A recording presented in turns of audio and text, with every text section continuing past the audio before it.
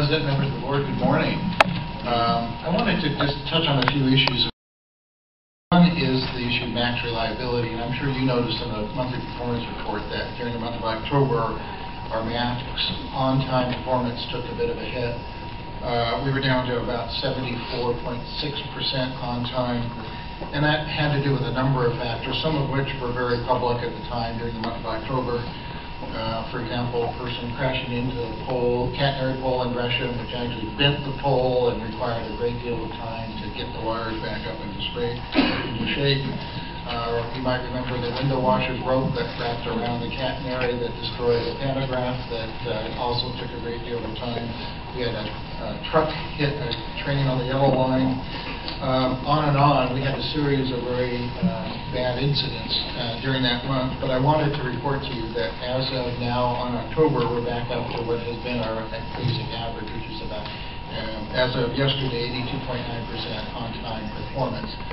Now, this is an important question for us, and one that I'll be wanting to address you more thoroughly during the budget process, but I would love to see the kinds of investments and work that can actually begin to raise that standard even above what has been normal for us, which is in the 83 to 85% arrangement.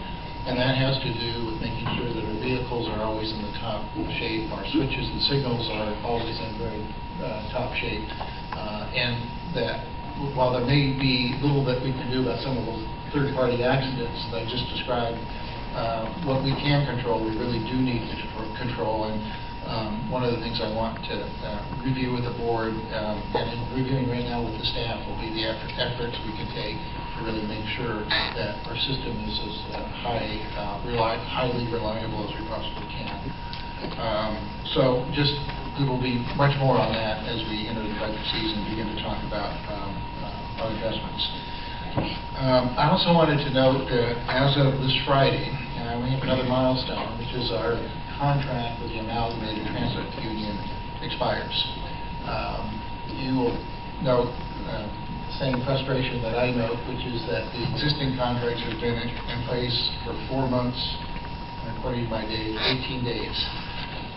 So it took us quite a long time to get that 3-year contract in place. Now, most of the 3 years have passed, as you all know, before we were able to get an arbitrator's decision on the contract. My hope is that that duration can be shortened dramatically this time, and I hope that's the case. This Friday, the ATU and Trimet are scheduled to begin negotiations and discuss how those negotiations shall progress. We're also prepared on the first day to actually exchange proposals with the ATU. That will be up to the ATU in terms of the timing of those actual steps, but we are ready to go is the message to you right now. In my view, this contract really needs to meet 3 major tests. It needs to be fair to our riders. We've had enough of service cuts and fare increases above the level of the cost of living. It needs to be fair to our employees. This is not a race to the bottom in terms of benefits and costs and wages, but we do need to be in line with our peer agencies and other government agencies in this realm. And we need to be fair to the taxpayers who invest in the service and really want to see it managed in a very efficient business and that their dollars are used wisely.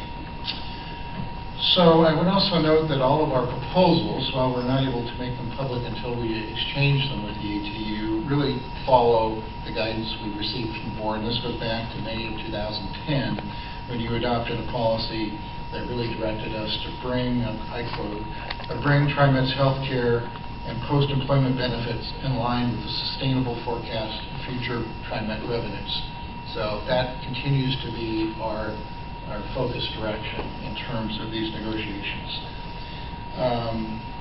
So the other point I make about the timeline of this is that we have sent, and as I've informed you in the past, we've sent notice to the ATU that upon the expiration of the contract, there will be a freeze in the cost of living raise and also increased costs of healthcare premiums over and above what are currently in place will be occurring to the employees. And so I want that short time of uncertainty that affects the employees to be as short as possible. And so, again, those efforts are in line with the recent EOB case that we saw that was litigated through the last contract.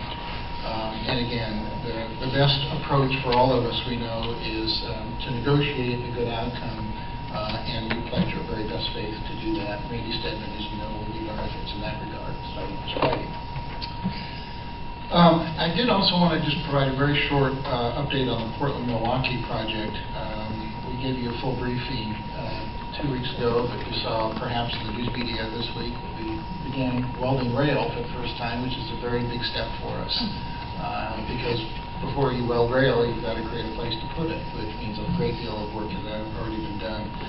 I would also note that we're also expecting continued progress on the bridge, and that is looking really good, particularly the west pylon is nearing its ultimate height and position. So we are very pleased with the progress of the project right now, and see it on time and on budget, as you heard at the last briefing. Mr. President, that concludes my remarks. Highlighting the on-time performance